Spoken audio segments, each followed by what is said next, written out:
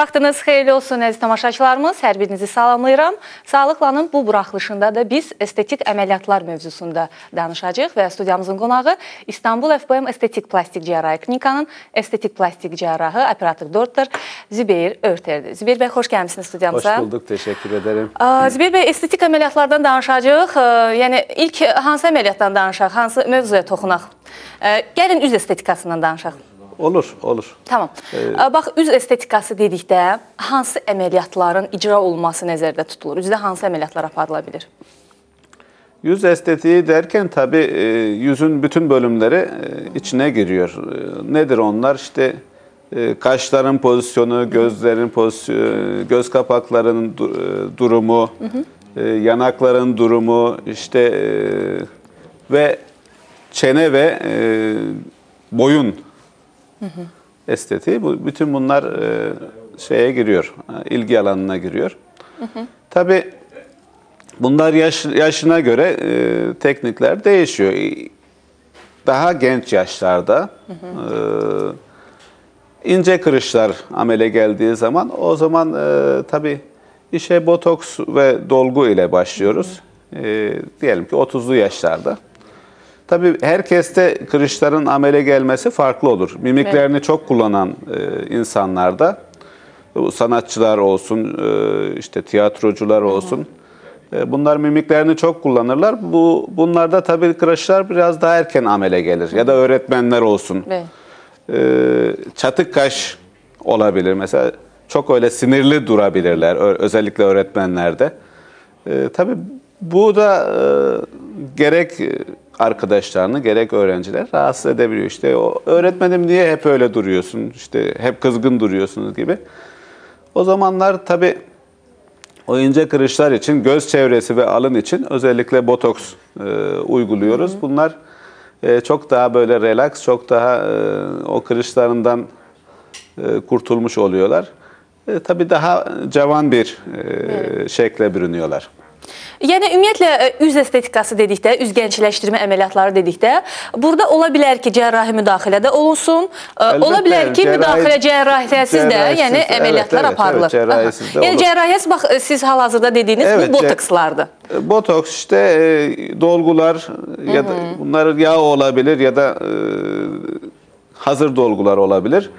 Tabii yine bu mevsimlerde özellikle yaptığımız peeling, dermabrazyon ya da işte lazerle yüz gençleştirme, bu mevsimde bunları yapmak lazım. Çünkü peeling ve dermabrazyonda yine işte lazerle yaptığımız yüz soymalarında güneşin etkisinden kurtulmak lazım. Bu mevsimde güneşin etkisinin en az olduğu mevsim olduğu için bu mevsimde bu işlemleri yapıyoruz. Cilt kendini yeniliyor tabiri caizse. Yani eski cilt soyuluyor. Bütün cilt gidiyor. Yeniden yeni bir cilt, taze bir cilt, parlak bir cilt gelmiş oluyor. Tabii ince kırışlar varsa bunlarda hem gerginlik oluyor ve ince kırışlar da geçmiş oluyor. İleri yaşlarda tabii değişiyor. İleri yaşlarda deformiteye göre bazen özellikle daha erken yaşlarda göz kapaklarında sarkmalar oluyor, torbalanmalar olabiliyor. Yağ birikebiliyor. Bunlarda tabii göz kapağı estetiği ile bu göz çevresini gençleştirmek mümkün. Yine bu şeylerde, bu aşamada özellikle insanlarda önce şuradaki ağız köşesindeki yanaklarda bir sarkma olur. İlk başlangıcı odur. Bu özellikle alt göz kapağı estetiği yaptığımız hastalarda orta yüz germe dediğimiz ameliyatı da beraberinde yaparak, yani şuradaki yüzü kaldırıp buradaki köşeyi sallanmaları ortadan kaldırmak mümkün olabiliyor.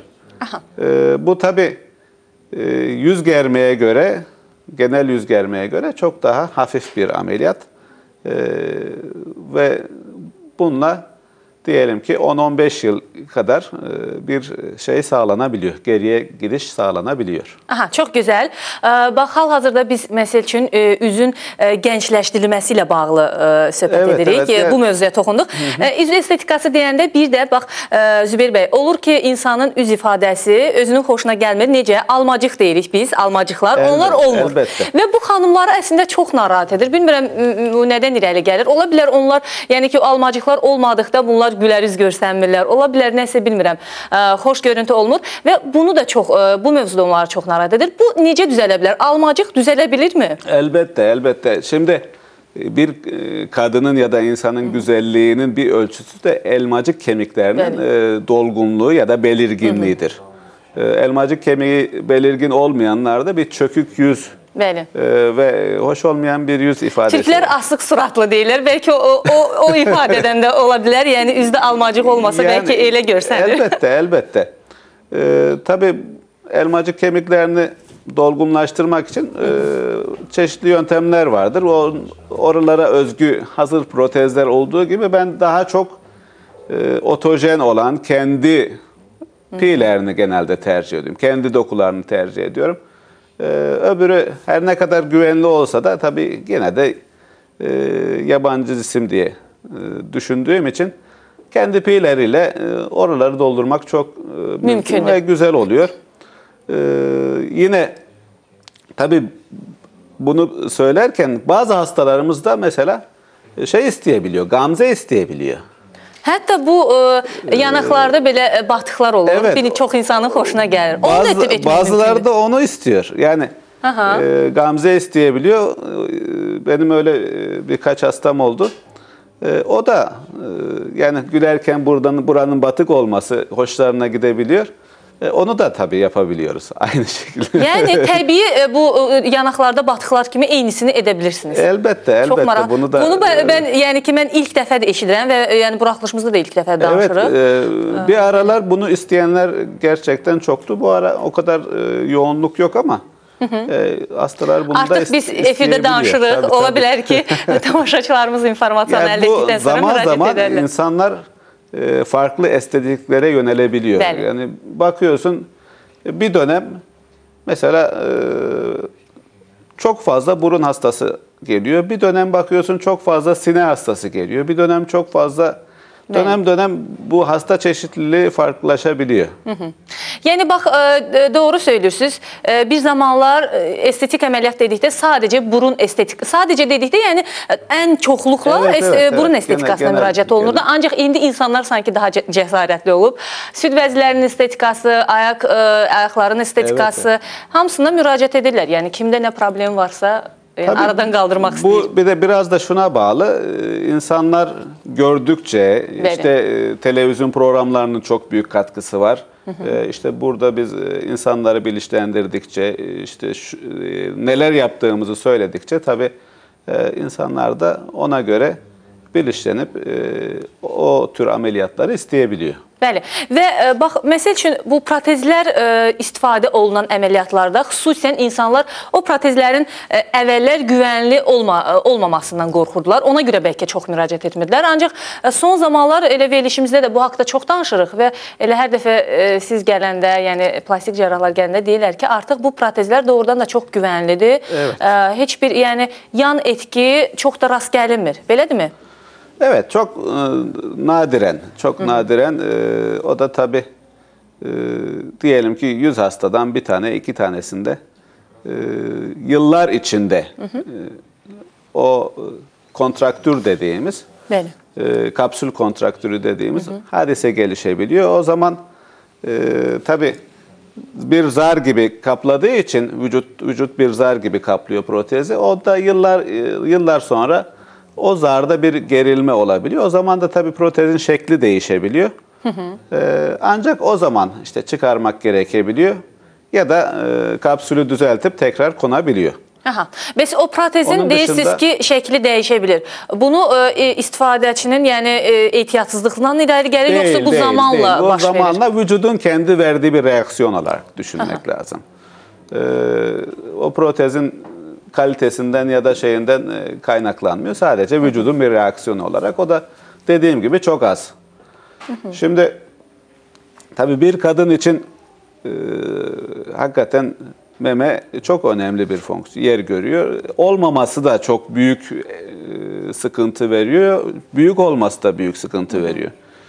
Şimdi şöyle söyleyeyim, benim protez hastam, en yaşlı protez hastam aşağı yukarı 55 yaşlarında bir kadın idi. 55 yıl boyunca kadıncağız onun ıstırabını çekmiş. 55 yaşında ameliyat ettikten sonra şöyle söyleyeyim, yani yüzünde hiçbir değişiklik yapmamama rağmen kadının gençleştiğini hissettim. Kadın bir kendine geldi, her makyaj yapar oldu. Ondan sonra hem makyaj yapar hale geldi, kendine daha çok bakar hale geldi, daha iyi, güzel giyindiğini gördüm. Bu tabii daha çok kendine güvenir hale geldi. Aha, çox maraqlıdır doğrudan, yəni illərlə bu xanım yəni əziyyət çəkmiş bu süd vəzlərinin yəni ola bilər estetikasından, ya ola bilər böyük olmasından, ola bilər küçük olmasından. Ancaq yenə də həmin bu yaşda deyirsiniz, 55 yaşındaymış xanım. Yenə də bunu etdirmiş və o qədər özünü xoşbəxt hiss eləmiş ki, üz ifadəsi belə dəyişmiş. Tabii.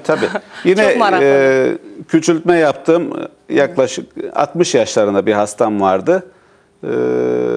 O da çok büyük sıkıntılar. Yıllarca işte bel ağrısı, omuz ağrısı, özellikle işte sütyen bulamama, üzerine giysi bulamama gibi şikayetlerle gelen bir hastaydı. Ameliyattan sonra da kızına zarafet edip de işte ben senden daha güzel oldum diyebilen bir hastam da oldu. Öyle de bir şeyimiz oldu. Aha, çok güzel. İsterdim biraz qulaqlardan danışaq. Bu qulaqların formasının, ola bilər ki, məsəl üçün formasının pis olmağı, ya əyri olması, bu xüsusən bəylərdə rast gəlinir, ancaq xanımlarda da olur. Yəni xanımlarda da olur və bu da təbii ki, çox narahat edir. Çünki bəylərdə, yəni onsuz da öndədir, yəni görünür. Xanımlarda da belə olarsa onu gizlətmək məcburiyyətində olurlar. Ancaq doğrudan bu, yəni heç də xoş deyil. Bir ömür boyu qulaqlar gizlətməyi. Çünki xanımlar bəzən olur ki, saçlarını yığmaq da istəyirlər, bir gözəl saç düzümləri etdirmək istəyirlər. Ancaq qulaqlarında problem olduğundan bunu edə bilmirlər. Və bunu aradan qaldırmaq mümkünmü? Necə edirsiniz bunu? Elbette. Şimdi bu özellikle küçük çocuklarda bu ameliyatı çok daha erken yaşlarda yapabiliyoruz. Onu öncelikle söyleyeyim. Kepçe kulak ameliyatlarını 6 yaşından itibaren yapmak mümkün. Kulak burun gibi değil. O gelişimini erken tamamlıyor. Onun için daha erken yapmak mümkün. Tabii okul çağında çocukların çok rahatsız olduğunu görüyoruz. Yani aile getiriyor, işte oğlum okula gitmek istemiyor, işte arkadaşlara çok alay ediyor, arkadaşlar o hale geliyor ki çocuk... Və doğrudan uşaq psixoloji travma ala bilər. Evet, psikolojik onun olarak... oxumasına da, təhsilinə də çox mənfi təsir göstərə bilər. Ona görə məncə elə 6 yaşını tamamlamamış, məktəbə getməmiş, yani bunu etdirmək okula lazımdır. Gitmeden önce bunları yapmak mümkün. Ve çok aile görüyoruz, işte çocuğum okula gitmek istemiyor doktor bey diyor. Yani bundan dolayı işte arkadaşları tabii okul öncesi de şey olduğu için kreş ya da işte anaokulu bizde, sizde de muhtemelen aynıdır. O dönemde de çocuklar alay edebiliyor. Ve onları rahatlıkla aradan kaldırmak mümkün ki çoğu zaman ameliyatsız bunları yapabiliyoruz. Hatta ameliyatsız etmək olur. Sadece evet, özel dikiş teknikleriyle, özel dikişlerle hiç ameliyat yapmadan, hiç kesi yapmadan kepçe kulak ameliyatını yapmak mümkün. Daha ileri yaşlarda tabii kulak kıkırdağı bir direnç kazanabiliyor, güçlenebiliyor, güçlü olabiliyor. O zaman mecburen kesi yapmak mümkün ama erken yaşlarda daha çok kesisiz yapmak çok daha mümkün diyebilirim. Mümkündür. Belə. Və tamaşaçılarımızın nəzərinə çatdırım ki, biz estetik əməliyyatlar haqqında danışırıq. İstənilən, yəni növü belə deyək, suallarınız varsa studiyamızın qonağı, bir daha xatırladım, İstanbul FBM Estetik Plastik Cərrahi Klinikanın estetik plastik cərrahı operator doktor Zübeyir Örterdir və studiya nömrəmiz 562 16 61 nömrəsidir. Və Zübeyir bəy, biz davam etdirək. Bax, belə biz danışdıq, deməli, üz estetikası haqqında danışdıq, qulaqlar haqqında danışdıq, protezlər haqqında danışdıq. Gəlin biraz da abdominoplastika haqqında danışaq. Bax, bu abdominoplastika deyilən, əslində mən bilirəm ki, son zamanlar bu əməliyyata çox müraciət olunur, xüsusən xanımlar müraciət edir. Evet. Neler daxildir? Şimdi tabii dediğim gibi insanlar duydukça ya da gördükçe çevresinde bu tür ameliyatlara daha rağbet, merak artıyor. Şimdi yine karın tabii kadınlarda doğum nedeniyle ya da çok aşırı kilo alıp vermelerde karın cildinde bir bozulma oluyor. Esnekliğini kaybetmek oluyor. Kaybedebiliyor. Bu olduğu zaman da tabii karın cildinde sarkma olabiliyor. Bu sarkmalar bazen o kadar ilerleyebiliyor ki benim birkaç hastamda gördüğüm şey oldu. Karın cildi dizlerine kadar ulaşabiliyor. Tabii bu halde bir kadın tasavvur edin, gözünüzde canlandırın. O kadın artık hiçbir yere çıkmak istemiyor. Bəli. Hem üstüne giyecek eşya bulamıyor, hem de o ağırlıktan da çok büyük rahatsızlık hissedebiliyor. Tabii böyle olunca, hal böyle olunca artıq son çare. Artıq mütləq əməliyyata, bəli, mütləq əməliyyata müraciət etmək lazımdır və Zübeyir bəy, bizim tamaşaçımız var xəttə, gözlətməyək, sonra biz davam etdirərik. Alo, Mənsurə xanım, biz sizi eşidirik. Sabahınız xeyir. Doktora belə sual vermək istədim ki, mənim uşağımın 8 aylıqdır da. Anadan gəlmə, bilmirəm, virusdan idi, nə idisə, telomikrovirusu var idi. Alnında sifətin bir tərəfində deformasiya var idi da. İndi sifət düzəldi, masajla, nə iləsə. Amma alın sümüyünün bir tərəfində batıqlıq var da. Bir tərəfi normaldır, o bir tərəf çox içəri batıqdır. Onu saçla nə iləsə gizlədirik. İndi bilmirəm, onu nə vaxt operasiya eləmək mi olar, yoxsa necə? Ona bir məsləhət istəyərdim. Belə, Mənsurə xanım, çox sağ olun. Sualınıza görə, Zübeyir bəy, Mənsurə xanım deyir ki, uşaq 4 yaş, 8 aylıqdır. Yəni, anadan gəlmə üzünün bir tərəfində deformasiya olub, biraz müalicələr alıb. Ancaq alın hissəsinin bir tərəfində batıqlıq var, çökəklik. Bunu əməliyyat edib düzəltmək mümkündürmü və mümkündürsə neçə yaşından etibarən etmək olar? Tabii çocuğu görmeden söylemek mümkün değil. Şimdi bazen yarık dudak deformitelerinin bazen bir kısmında alınlarda da yarıklar olabiliyor. Yani kemiklerden kaynaklanan şeyler olabiliyor. Yani bu plastik əməliyyat sayılacaq mı olursa? Elbet olur ama yani şimdi bazen o batıklık kemiğe ait olabiliyor. Sümükte olur. Sümüğe ait olabiliyor. Bazı çeşit dudak yarıklarının formları vardır. Onların bir kısmında yaklaşık bir çeşidinde alında etkilenebilir. Bunda dudak yok ama olmaması da mümkün yani. Dudak yani olmadan, bu problemin aradan kaldırılması mümkündür deyirsiniz. Mümkündür tabii. Özellikle problemin ne olduğunu tabii görmek lazım. Yani dedi virustan, tabii ana bətnində yəqin ki olanda virus olub və bundan... Yani ondan kaynaklanmayabilir. Bazen genetiksel... Ancaq Zübeyir bəy, aklıma belə bir fikir geldi. Bu dolgularla o batığı doldurmaq olar mı? Elbette dolgularla batığı doldurmak mümkün. Bir de işte yağlarla. Yağlarla da mümkündür. Tabii bu yaş itibariyle öncelikle neden olan şeyi o çocuk için neden neyse onu görmek lazım. Yani ki muayeneye gelmek lazımdır. Muayeneye gelmek lazımdır ve orada bazen artıq... sümükten kaynaklanabilir. Və Mənsurə xanım ümid edirik ki, bax elə müraciət edər İstanbul FBM klinikasına. Burada yəni hər növ yəni əməliyyatlar, estetik əməliyyatlar aparılır və sizin uşağı üçün nə doğru olarsa, yəni onu da əllərindən gəldikləri qədər edərlər. Və biz davam etdirək. Harada dayanmışdıq Zübeyir bəy? Karında kalmıştık. Bəli, buyurun. Şimdi tabii karın estetiği yaptığımız hastalarda karnın 3 boyutlu hacmini küçültmek mümkün. Tabii bunlarda enine de bir genişlik artıyor. Hem çatlaklar oluşuyor, hem enine hem boyuna hem de ön arka çapında artmalar oluyor.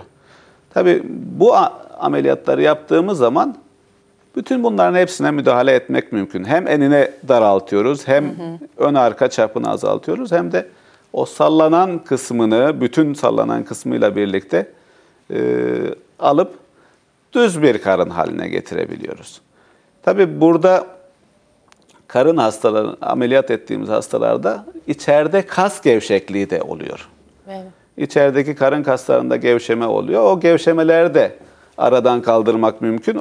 Bu ameliyat sırasında o gevşemeleri de tekrar aynı hizaya getirip, ortaya getirip onları orada tespit ediyoruz. Bu ne oluyor? Bu hastalarda karın iç hacmi de azaldığı için ameliyattan sonra genelde bu hastalarda bir zayıflama da görüyoruz. Bu da tabii sonucun daha da güzelleşmesini sağlıyor ve hastalarda bir arıklama da meydana getiriyor. Hastalar bu ameliyattan sonra gerçekten çok memnun oluyorlar, çok seviniyorlar. Tabii peşinden kilo da verdikleri zaman dediğim gibi sosyal hayatta çok daha aktif bir rol oynayabiliyorlar. Aha. Bax, bu əməliyyatı keçirmiş insanlar özlərini necə qorumalıdırlar? Deyək ki, o artıq sallanmış ət, deformasiya olunmuş, tamamilə üstündə çatları olan, yəni siz dərini götürürsünüz. Ancaq yəqin ki, bunlar sonradan özlərinə doğrudan çox diqqətli olmalıdırlar. Çünki, məsəl üçün, ola bilər, yenədən kökələ bilərlər. Belə bir şey ola bilərmi? Və yenə dəridə bir genişlənmə ola bilər? Yani hiçbir zaman önceki gibi olmaz. Onu öncelikle söyleyeyim. Ama tabii her kadın gibi kadınlar gögerdiğinde tabii ister istemez bir miktar bozulma olur. Bozulma ne olur? İşte kalınlığı artar, şeyi artar ama hiçbir zaman sallanma olmaz. Sallanma olmaz artık. Sallanma olmaz. Şöyle diyeyim, yani onun da belli bir sınırı var. 60-65 kiloluk bir hasta, diyelim ki 68 kiloya kadar çıkabilir. Onda hiçbir sıkıntı olmaz ama 75-80 kiloya çıktığı zaman orada kalan yağ hücrelerinde bir büyüme olur. Yağ hücresi büyür. Onun dışında başka bir şey. Hamileliklə bağlı necə? Yəni hamilə qala bilərlərmi bu ameliyatı keçirmiş? Bu ameliyatı yaptıktan sonra ideal olarak 2 yıl sonra hamile kalabilir. Yani 2 yıl hamile kalmamasını öneriyoruz. 1 yıl teorik olarak 1 yıl sonra kalabilir ama ideali biz 2 yıl hamile kalmamasını söylüyoruz. Aha. Tabii bu hastalar genelde hamilelik işini bitirmiş hastalar oluyor. Onu da baştan söyleyeyim. Ve daha bir tamaşaçımız var. Səbinə xanım bildiyim qədər xətdədir. Alo. Alo. Buyurun xanım, Səbinə xanım, buyurun eşidirik. Mənim sualım həkimədir. Uşaqda anadan gəlmə qırmızı ləkə var alnında. Elə bir ki, həkimlər deyir ki, cimanın yüngül formasıdır da. Artmır ama baş parmaq belə ləkə qoyanda ki, ləkə alınır. Elə ləkə var, kırmızı. Onu aparmaq mümkündürmü? Aha. Zübeyir bəy, deməli uşağın alnında ləkə var, qırmızı ləkə, yəni bir xal formasında belə deyək. Ancaq vaxtımız qısadır, yəni azdır, biraz... Bu genelde doğuşta olan şeyler, genelde biz buna hemanjiyom diyor. Tabii görmeden söylüyorum ama büyük ihtimalle hemanjiyomdur. Hemanjiyomlar 1,5 yaşından sonra gerilemeye başlar. Kendi kendine gerilemeye başlar. 6-9 yaşlarında bunlar genelde kendi kendilerine kaybolurlar. Aha. Yani deyirsiniz ki bu yani öz-özünə yoxa çıxabilir. O yaşlara kadar dokunmamayı tercih ediyoruz. Eğer çok büyüme varsa, önemli yerlerdeyse, göz, işte kulak gibi yerlerde ve ilerleme oluyorsa ancak o zaman müdahale ediyoruz.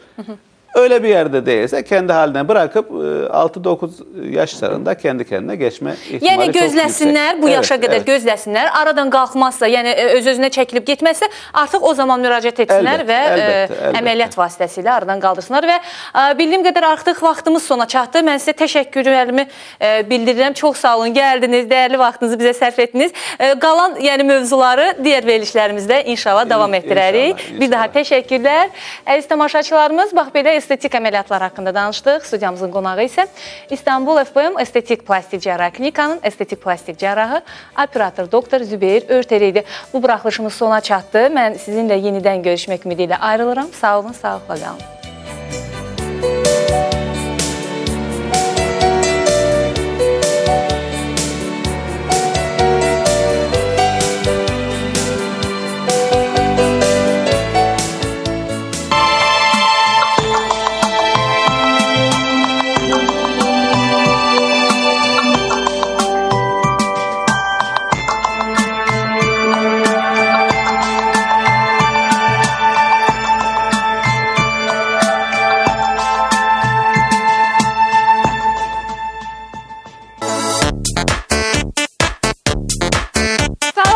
Bir-birinizi xoş gördük.